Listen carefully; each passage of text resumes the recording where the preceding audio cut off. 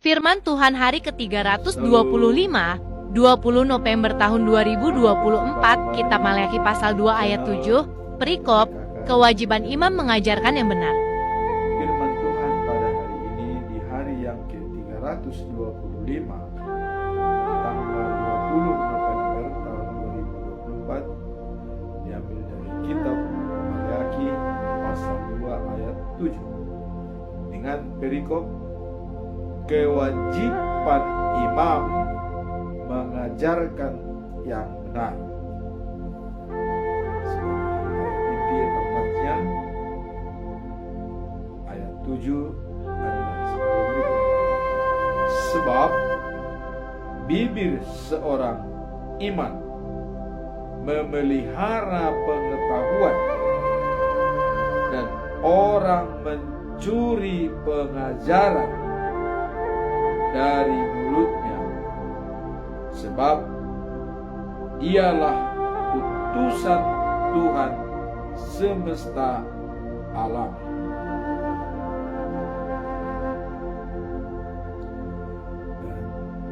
Bacaan pagi diambil dari kitab Ester pasal 7 ayat 1 sampai 10.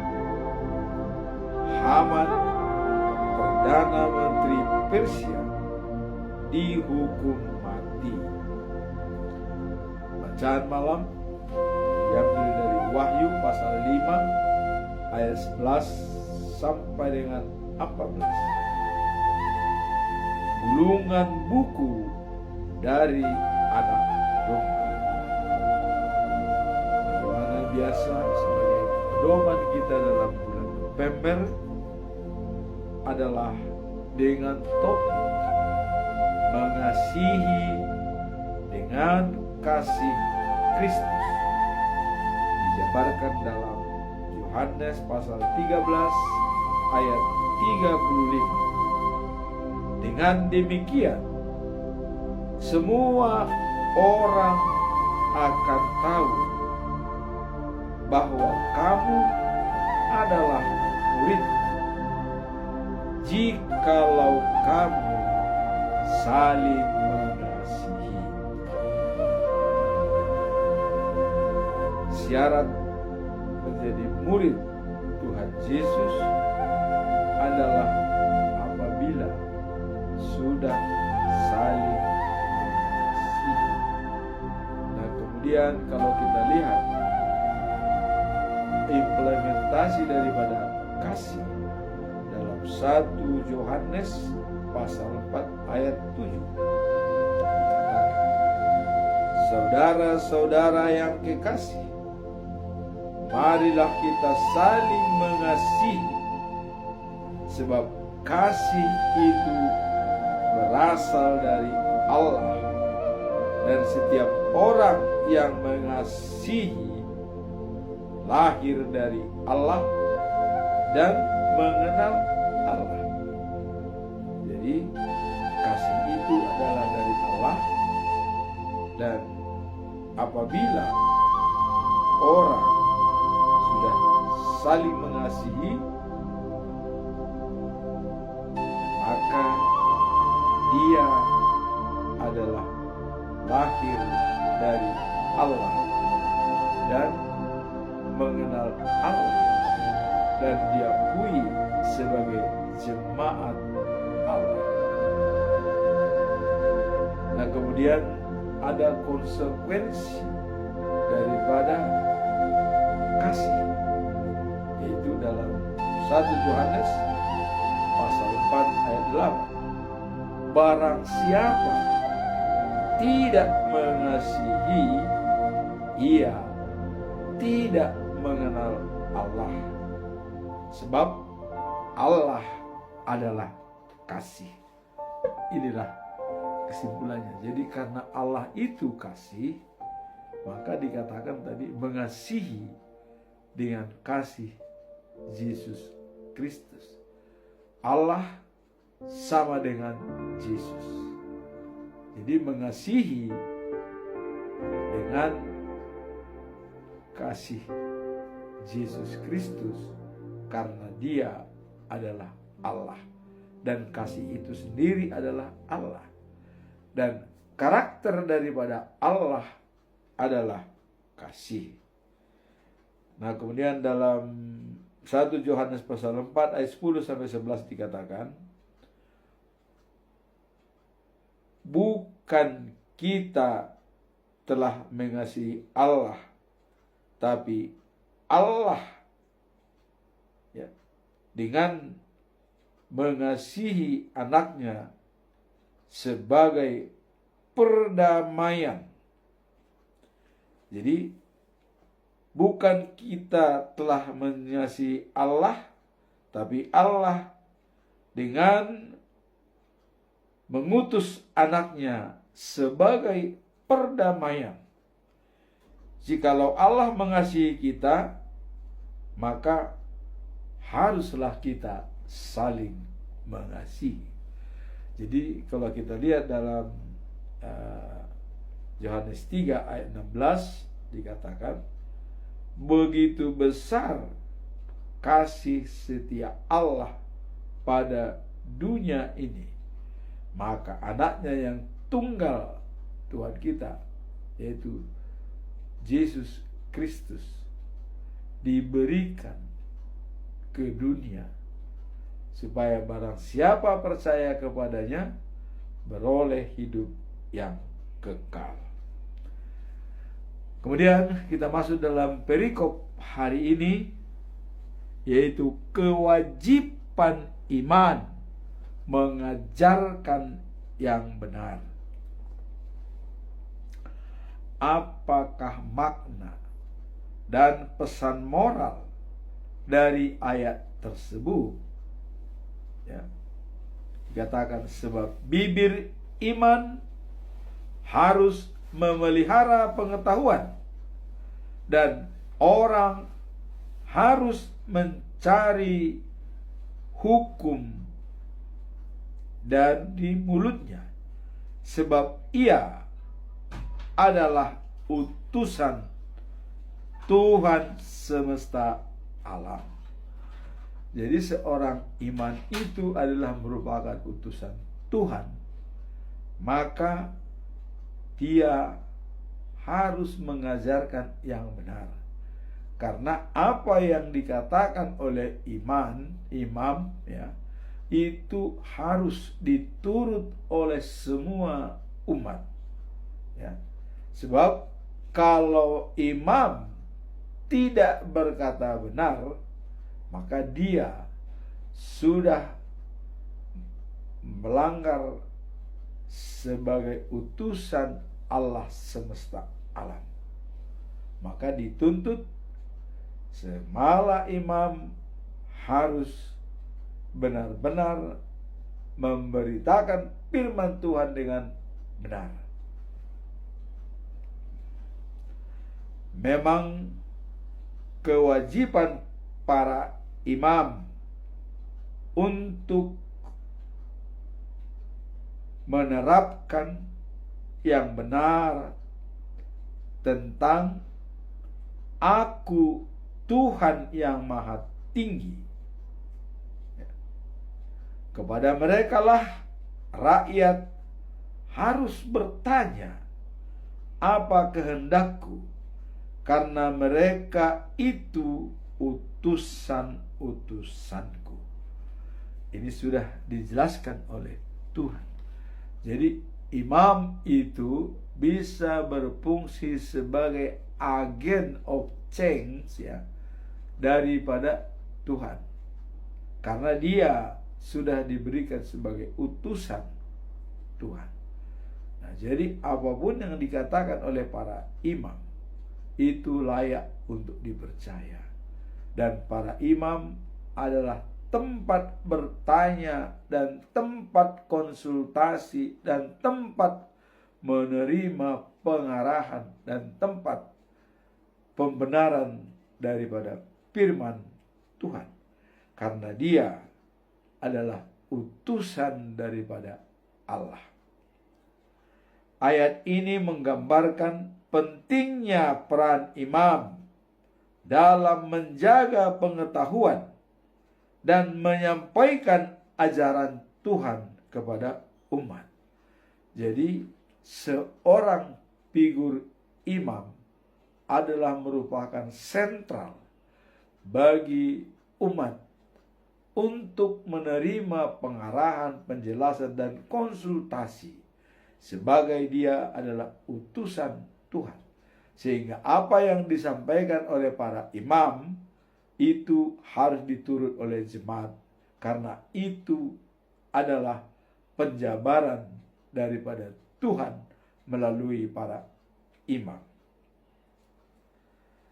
Sebagai utusan Tuhan, imam dituntut untuk tidak hanya memahami kebenaran. Jadi sebagai utusan Tuhan, imam dituntut untuk tidak hanya memahami kebenaran, tetapi juga menjadi teladan dalam mengajarkan kepada orang lain. Jadi imam tersebut bukan hanya memahami kebenaran firman yang disampaikan, tapi dia juga harus menjadi role model atau teladan bagi jemaat. Sehingga apa yang disampaikan oleh para imam itu pasti berbuah kepada jemaat. Kenapa? Karena dia adalah contoh atau role model dalam masyarakat yang dipimpinnya. Nah, maka di sini tadi dikatakan sebagai utusan Tuhan, imam dituntut untuk tidak hanya memahami kebenaran firman Tuhan, tetapi juga menjadi teladan atau role model dalam mengajarkannya kepada orang lain. Jadi dia harus role model dalam mengajarkan firman Tuhan itu kepada orang. Dengan demikian, ada tuntutan moral yang kuat bagi para pemimpin rohani. Jadi ini ada tuntutan moral atau tanggung jawab moral bagi setiap pimpinan rohani untuk menunjukkan integritas dan kesungguhan dalam pelayanan dari mereka, kesungguhan dalam pelayanan mereka, agar jemaat dapat memahami dan menjalani ajaran Tuhan dalam kehidupan sehari-hari.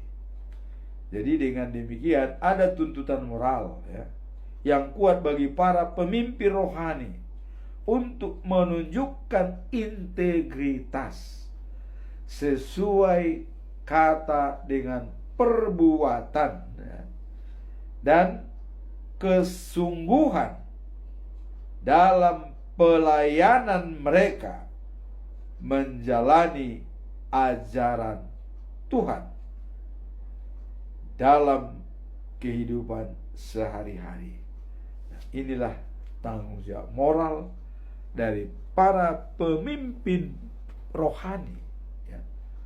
Dia harus punya integritas dan kesungguhan dalam pelayanan mereka. Jadi melayani dengan sungguh-sungguh dan punya integritas dan menjadi role model bagi jemaat.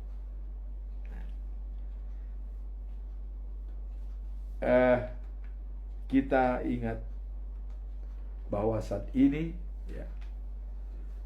HKBP untuk memilih pimpinan pada jemaat HKBP, yaitu Epurus. Apakah masalah ini berlaku? Tentu ini sangat dibutuhkan Jadi ada tuntutan moral yang kuat bagi para pemimpin rohani untuk menunjukkan integritas dan kesungguhan dalam pelayanan mereka agar jemaat dapat memahami dan menjalani ajaran Tuhan dalam kehidupan sehari-hari. Jadi pimpinan yang mau menjadi Eporus HKBP ada tanggung jawab moral di dalam kesungguhan melayani dan juga punya integritas dan sebagai role model. Integritas sesuai kata dan perbuatan. Apa yang disampaikan dalam visi misi itu harus dijalankan dengan baik. Integritas yang tinggi dan juga dengan kesungguhan untuk memberikan pelayanan mereka agar jemaat dapat memahami, menjalani ajaran Tuhan dalam kehidupan sehari-hari. Jadi tadi dikatakan ajaran Tuhan itu jadi benar diberitakan. Nah, apalagi saat ini memang dalam peningkatan iman dalam era digitalisasi ini sangat diperlukan. Banyak orang yang sudah mulai tidak lagi care dengan tradisional seperti ibadah-ibadah tradisional karena sudah ada digital yang membuat lebih baik. Tapi dengan ini apabila pemimpin rohani care dan juga punya integritas sebagai tanggung jawab moral untuk melayani secara sungguh-sungguh sehingga jemaat tersebut dapat memahami dan mengalami ajaran Tuhan dalam kehidupan sehari-hari. Apa ajaran Tuhan yang terkenal? Ya, satu-satunya Allah itu adalah kasih. Maka mengasihi sesuai dengan kasih Kristus. Bagaimana kasih Kristus yang terkenal adalah kasih agape. Artinya kasih yang tidak mengharapkan balas jasa, tidak mengharapkan balas pemberian dari orang. Ya. Dia dengan tulus dan murni dalam mengasihi. Itulah kasih agape. Dan kasih itu ada pada Tuhan Allah.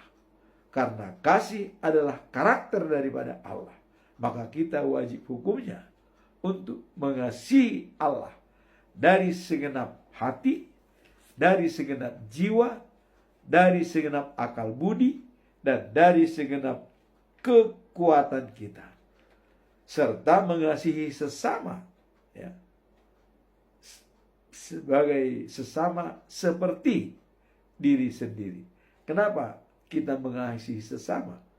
Karena dengan mereka lah kita berkecimpung dan bergaul sehari-hari. Ya.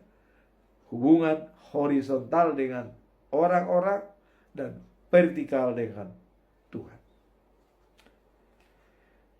Nah, kemudian dengan demikian kita dituntut untuk dapat mengimplementasikan kasih tersebut dalam kehidupan sehari-hari. Bagaimana dengan para imam sebagai calon pemimpin HKBP misalnya seperti Eporus tahun 2024-2028. Satu pesan, mereka harus bersahabat dengan Tuhan dan mengasihi semua jemaat tanpa melihat suku, dan ras, serta latar belakang. Dan sama semua di mata Tuhan. Parhaha maranggion, itulah yang utama, dan bersahabat dengan Tuhan. Apabila ini dilakukan, tentu semua jemaat akan ikut bersahabat dengan pimpinan HKBP. Jadi tadi pertama adalah menjalankan firman Tuhan dengan benar. Nah, kemudian ada tanggung jawab moral, ya, untuk punya integritas sesuai kata dengan perbuatan. Ya. Apa yang dikatakan dan itu dilaksanakan. Apa yang dilaksanakan, itulah yang dikatakan. Inilah yang dikatakan punya integritas. Nah, sehingga pengajaran mereka dengan ajaran Tuhan dalam kehidupan sehari-hari, jemaat akan dengan mulus menerimanya.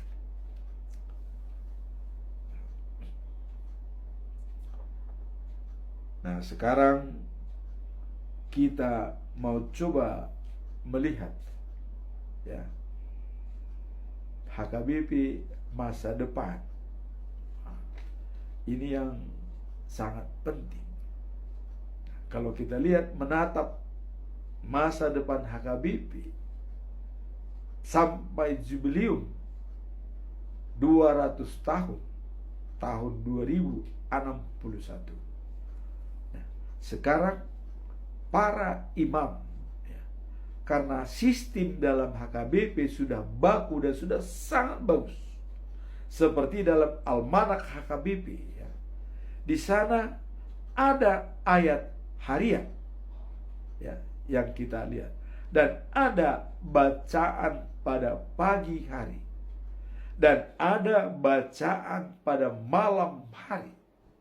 Nah, kemudian untuk 1 bulan sudah ditentukan topik.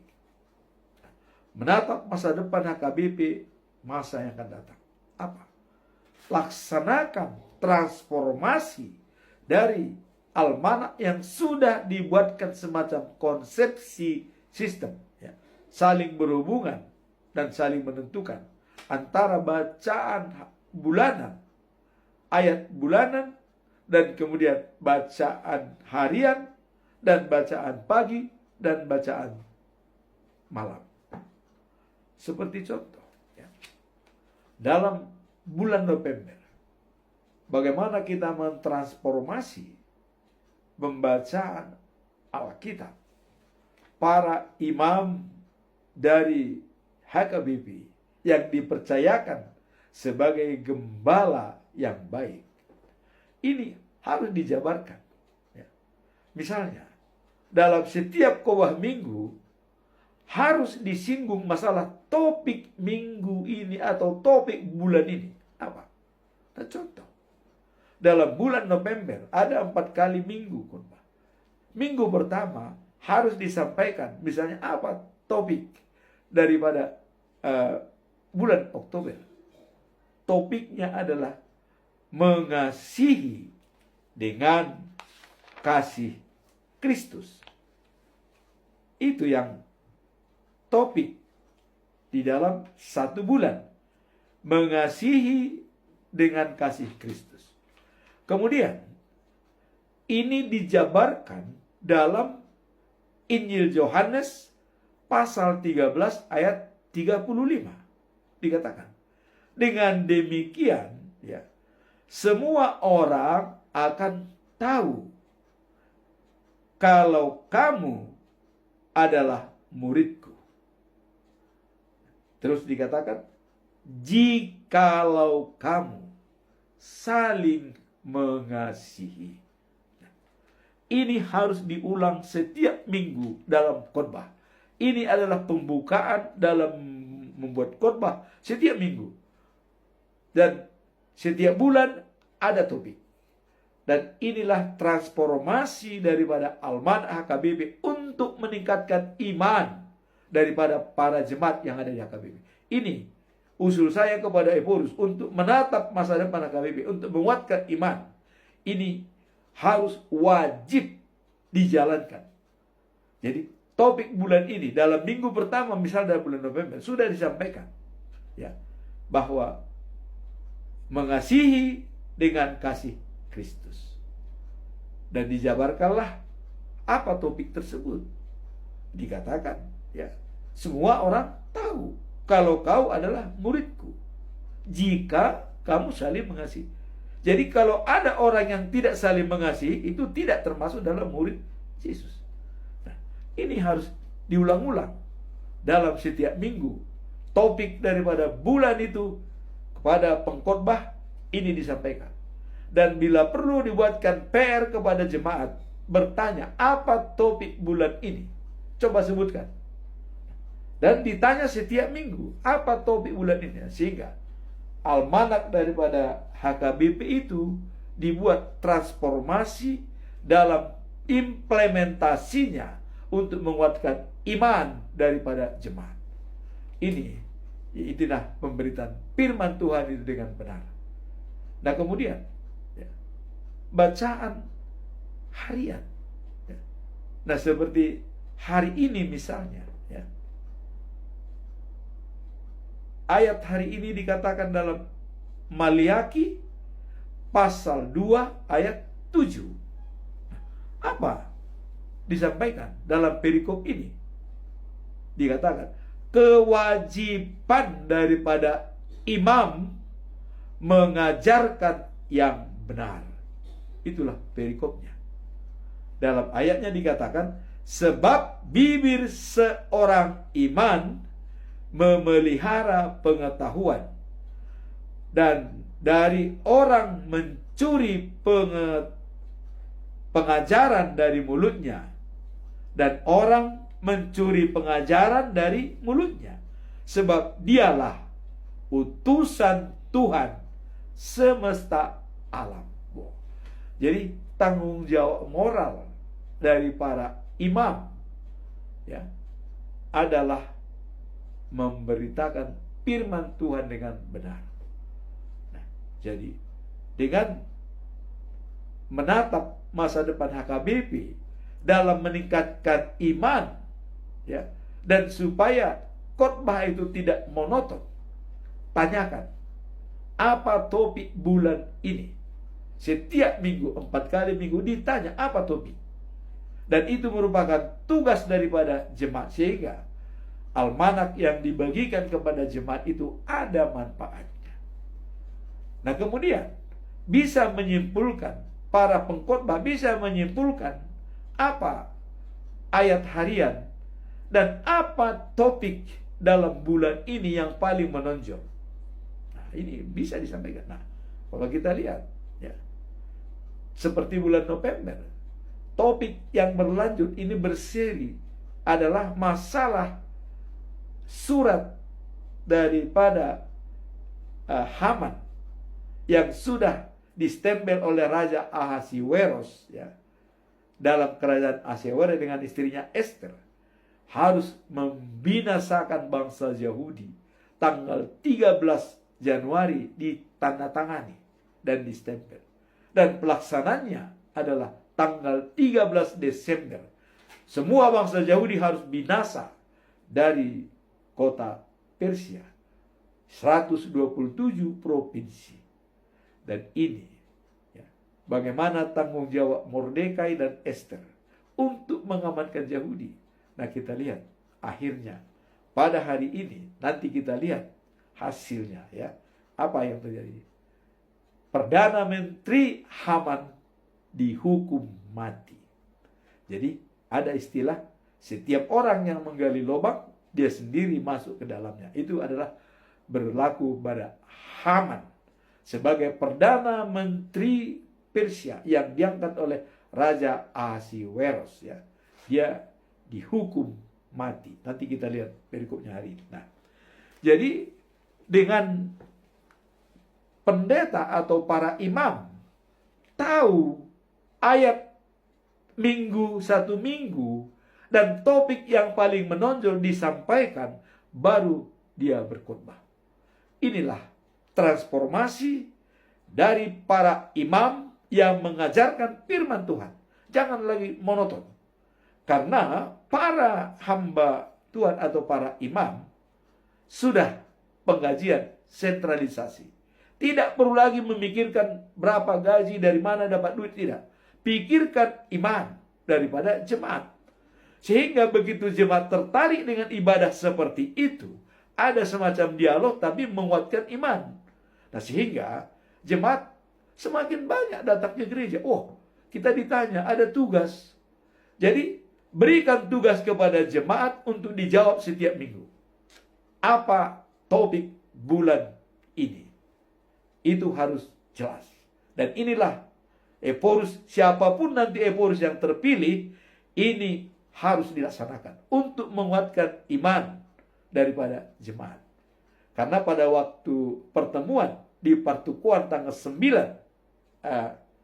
November ya, yang lalu diadakan oleh Ama Menteng, ada satu pertanyaan daripada jemaat ya, yang sangat mendasar. Kita bisa mengirim ke Afrika, bisa bersending kemana-mana, tapi bagaimana iman daripada jemaat kita? Apakah masih banyak yang pergi keluar? Dan bagaimana jemaat yang tidak pernah datang ke pertanyaan? Dan dikatakan hanya 33% yang mengikuti kebaktian. Sangat sedih. Sekarang bagaimana supaya tahun 2024 dengan pimpinan Ephorus yang baru bisa 50% mengikuti ibadah. Dan ama wajib dalam sektor itu ikut dalam kebaktian. Inilah tugas Ephorus yang akan datang, menata kembali. Almanah KBP sudah baik sistemnya. Ada ayat bulanan, ada ayat harian, ada bacaan pagi, ada bacaan malam. Tapi pernahkah ini dijabarkan satu hari dalam 3 perikop? Hari ini bacaan pagi dan bacaan malam.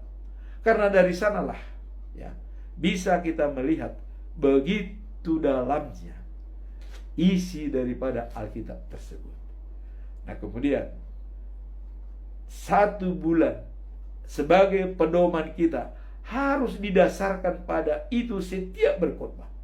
Ya, seperti dalam perikop bulan November, topik mengasihi dengan kasih Kristus. Kalau tidak saling mengasihi, bukan murid Kristus. Jangan harap kau jadi jemaat Allah, menjadi umat Tuhan, kalau tidak saling mengasihi. Dari sana pun sudah tergerak hati daripada jemaat. Nah, jadi 4 kali minggu, 4 kali harus ditanya kepada jemaat, apa topik minggu ini sesuai dengan Almanah KBP. Ini harus dijabarkan.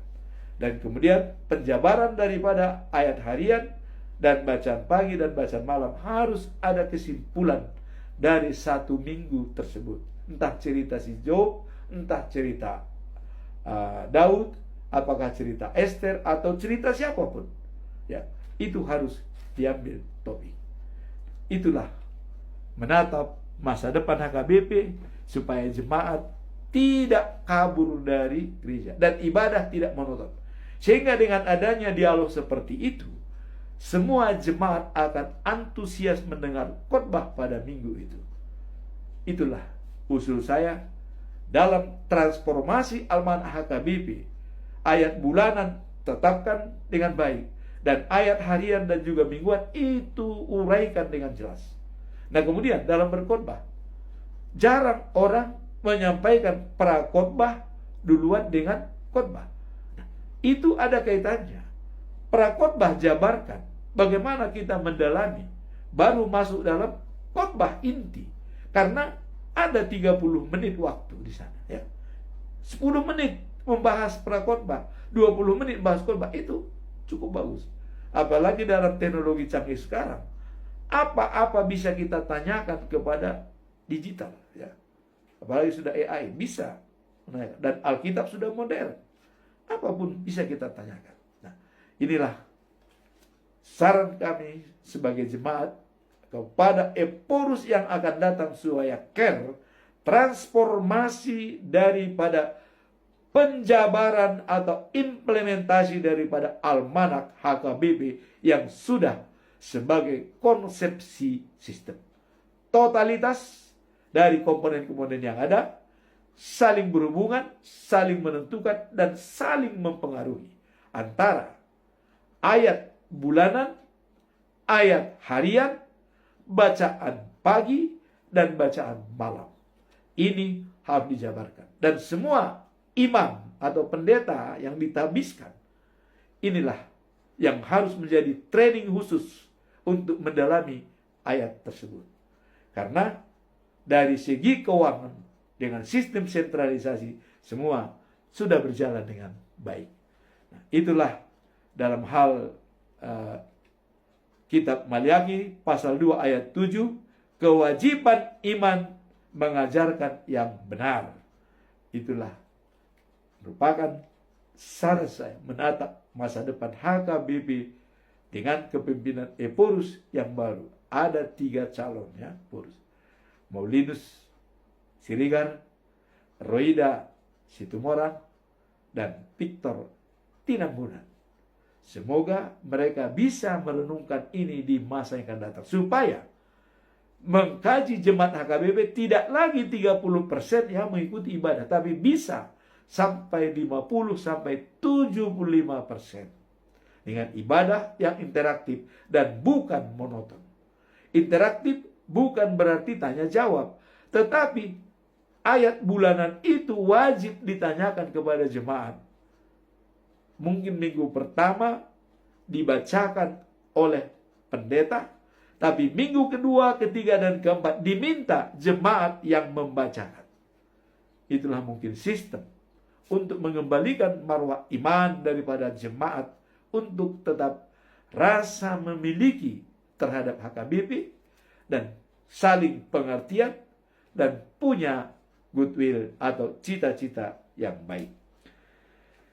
Nah, itulah yang bisa kita sampaikan dalam hal ayat hari ini. Kewajiban para imam mengajarkan yang benar. Nah, kemudian kita masuk dalam bacaan pagi, ya. Dan bacaan pagi adalah diambil dari kitab Ester pasal yang ke-7 ayat 1 sampai 10. Ini sambungan daripada beberapa hari 1 minggu ini, dan dari kemarin hari ini juga bersambung. Kita lihat hari yang kemarin, ya, setelah Mordekai diberi penghormatan oleh Raja Ahasiweros, ya, yang diusulkan oleh Haman. Dia kembali ke pintu gerbang istana. Jadi ini sangat unik, ya.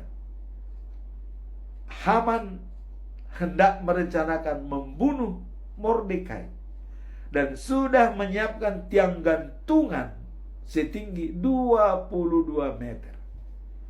Dia merencanakan pagi itu untuk minta izin kepada raja supaya Mordekai digantung, supaya pertemuan dia dengan Ester, ya, ada undangan ratu pada malam hari, mulus. Tapi apa yang terjadi? Pada waktu malam, Raja Ahasiweros tidak bisa tidur. Dia memikirkan, dia pernah diselamatkan oleh Mordekai, tapi pernah nggak diberikan bantuan atau balas jasa? Tidak.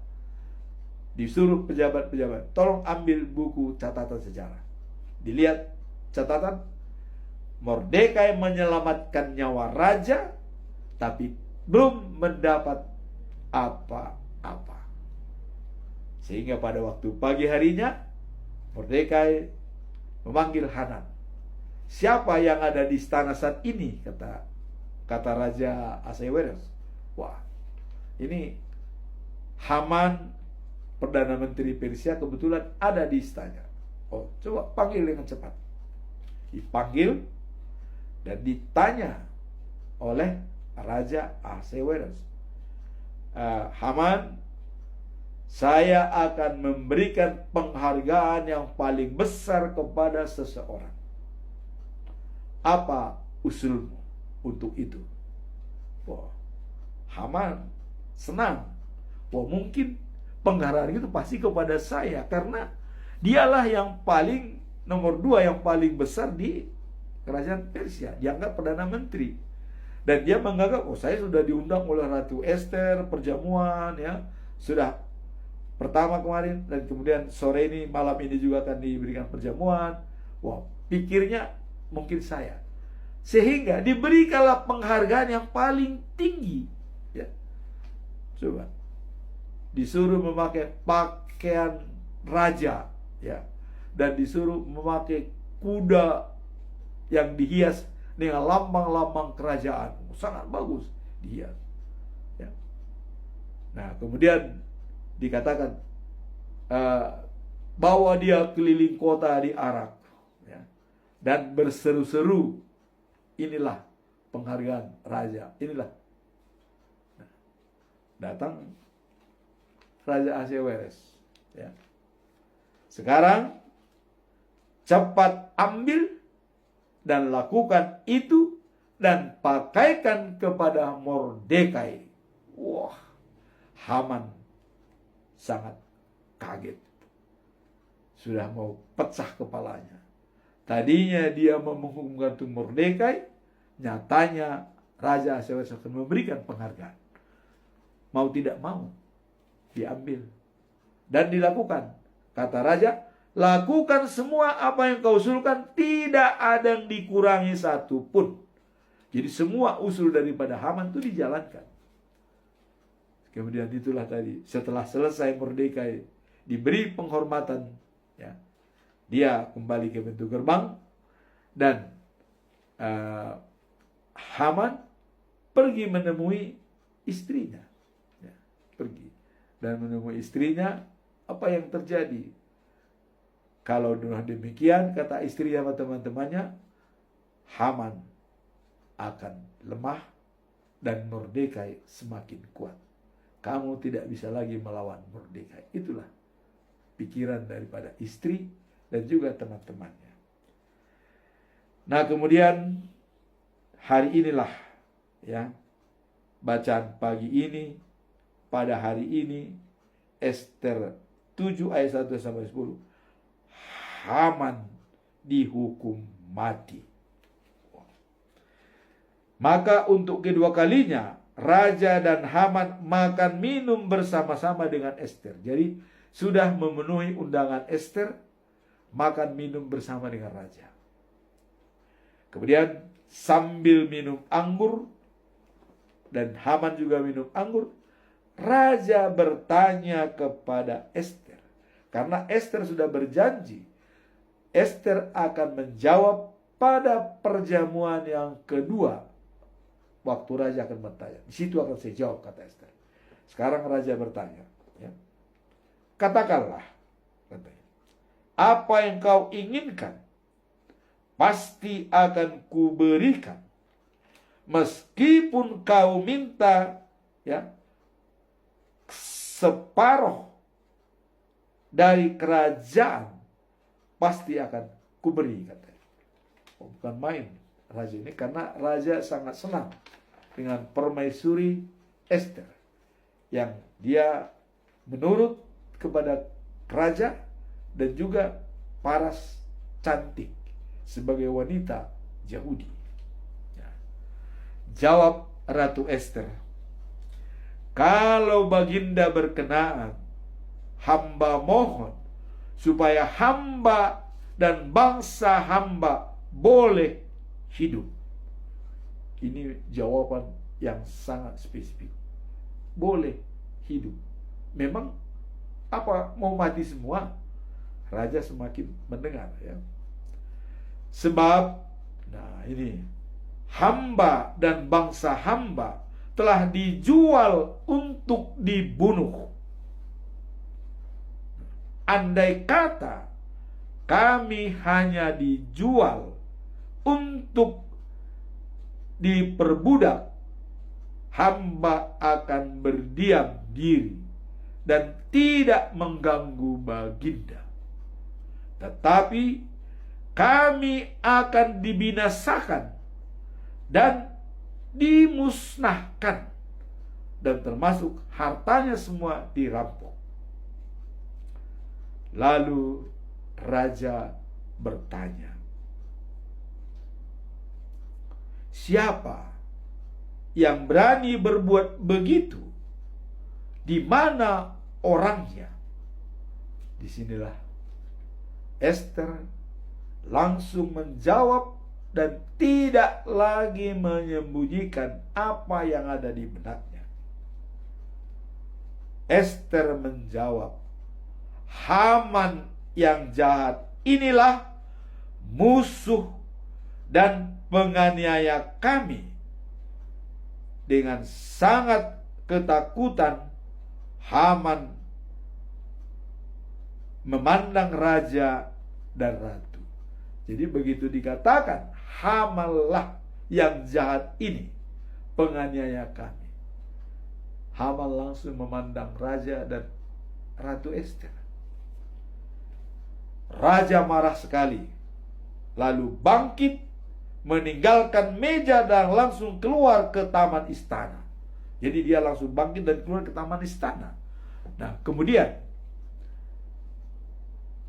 Haman tahu bahwa dia akan mati, ya. Nah, maka pada waktu raja keluar, Haman mendekati ratu pada dipannya. Tapi itu namanya sudah salah kaprah, ya. Nah, begitu raja masuk, dilihat Haman berada di dipannya ratu. Loh, ini sudah mau berbuat jahat, mau memperkosa lagi. Itu kira-kira pikir daripada raja. Maka tidak pandang mulu lagi. Dengan putus asa Haman memberikan dia ke Haman. Lalu raja kembali dari taman. Melihat Haman begitu, raja berseru, apa masih juga ia berani memperkosa ratu di sini, di hadapanku dan di istanaku sendiri? Inilah anggapan daripada Raja Ahasiweros, ya. Karena Haman menjatuhkan diri kepada Ratu Ester untuk minta tolong, meminta bantuan. Tapi itu dilihat oleh raja, sehingga itu menjadi pemicu menambah kemarahan, ya. Kemudian segera setelah kata-kata itu diucapkan, apa masih di istanaku sendiri? Setelah kata-kata itu diucapkan raja, para pejabat datang menyelubungi kepala Haman. Jadi langsung kepalanya diselubungi, ditutup, dan diangkut Haman. Ya. Lalu kata Harbona, seorang dari pejabat raja itu, Baginda, nah disampaikan kepada raja, di depan rumah Haman ada tiang gantungan setinggi 22 meter. Haman telah mendirikannya untuk menggantung Mordekai, orang yang telah menyelamatkan nyawa Baginda. Wah, ini semakin kencang. Lalu pinta raja, gantunglah Haman pada tiang itu. Pada saat itu juga dia digantung dalam tiang gantungan. Disinilah berlaku, siapa gali lubang, dia sendiri masuk ke lubang. Itulah akhir cerita. Haman digantung di tiang gantungan yang telah didirikannya untuk Mordekai, ya. Baru setelah itu redalah murka raja. Nah, demi kesungguhan Haman dan Mordekai, ya, dalam kebijaksanaan Ester dan mengatasi masalah-masalah terhadap bangsa Yahudi. Jadi inilah terakhir kesimpulan daripada Haman dihukum gantung di tiang gantungan. Tadinya dia mau menggantung Mordekai, tapi dia di tiang gantungan. Dan apa tindak lanjut daripada cerita ini? Karena kita masih menunggu surat yang dikeluarkan oleh Haman itu harus dicabut. Kita akan lihat episode berikutnya. Dan sekarang kita masuk dalam bacaan malam, Wahyu pasal 5 ayat 11 sampai 16. Gulungan buku dari anak domba. Apa makna pesan moral dan dari kitab Wahyu pasal 5 ini? Nah, ayat ini menggambarkan suasana pujian di surga yang melibatkan suara banyak malaikat dan pengagungnya kepada anak domba, yaitu Yesus Kristus. Nah, ayat ini mengungkapkan betapa besar dan pentingnya peranan Kristus dalam penyelamatan umat manusia, dan bagaimana semua makhluk baik di bumi maupun di surga memberikan pujian kepadanya. Inilah yang dilihat dalam Wahyu pasal 5 ayat 11 sampai 16. Jadi anak domba itu adalah Yesus yang sudah diberi kuasa oleh Tuhan untuk sehingga semua makhluk memuji dan memuliakan Dia. Hal ini menunjukkan bahwa keselamatan yang kita terima dari Kristus merupakan hal yang sangat berharga dan pantas untuk dirayakan dengan pujian yang tidak terhingga. Nah, jadi mengingat akan sifat Allah atau sifat ilahi dan pengorbanannya, kita diingatkan untuk selalu memberi penghormatan dan pujian kepadanya dalam kehidupan kita sehari-hari. Itulah kesimpulan daripada ayat hari ini, bahwa Yesuslah yang sudah disembelih itu, anak domba itu, yang menjadi dipuja oleh semua makhluk, baik makhluk di langit, makhluk di bumi, makhluk di bawah bumi, dan makhluk di laut. Semua mengagungkan namanya, memuji dan memuliakan Dia. Itulah kuasa Allah diberikan kepada Yesus Kristus sebagai juru selamat dunia untuk menyelamatkan manusia. Demikianlah firman Tuhan pada hari ini. Dan apa yang kita lihat adalah merupakan cerminan daripada pelaksanaan kasih dan mengasihi. Raja pun membuat tindakan demi mengasihi bangsa Yahudi supaya tidak musnah. Jadi kalau Daud mengatakan dalam Mazmur 136 bahwa semua yang dilakukan oleh Allah, baik murka maupun bantuan atau melepaskan darinya, kasihnya kekal abadi. Demikianlah firman Tuhan pada hari ini. Semoga firman ini menjadi berkat bagi kita semua. Amin. Tuhan memberkati.